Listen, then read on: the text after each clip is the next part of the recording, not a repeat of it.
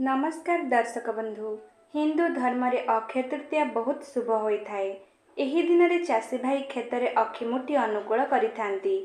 एही दिन रे सोना चांदी आदि किनिबार मान्यता रही अछि। मान्यता रहिछि जे एही दिन रे धातुरे मां लक्ष्मी को घर को आसीथांती। अक्षय तृतीया पर्व बैशाख मास शुक्ल पक्ष तृतीया तिथि रे पालन करा जाए। 2024 मसिया यह मे 10 रे पालन करा जिवो।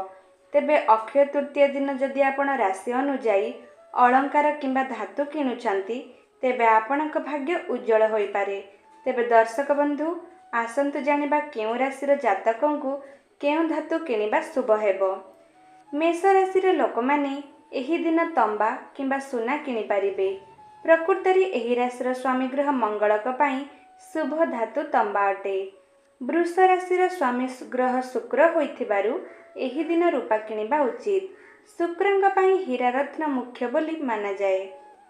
मिथुन राशिर लोकंक स्वामी ग्रह हेउछि बुध। तेणु अक्षय तृतीया दिन मिथुन राशिर व्यक्ति बासन किंबा अलंकार किनिबा उचित। कर्कट राशिर लोकमाने एही दिन रूपा किनि पारिबे। एही राशिर स्वामी ग्रह चंद्र होइथिबारु रूपा शुभ हेबो। सिंह राशिर लोकमाने सूर्य एमानकर स्वामी होइथिबारु एही दिन सिंह राशिर व्यक्ति तंबा किंबा सुना किनि पारिबे। कन्या राशिर स्वामी ग्रह बुध अटे एवं अक्षय तृतीया दिन पितल किनिबा शुभ हेबो।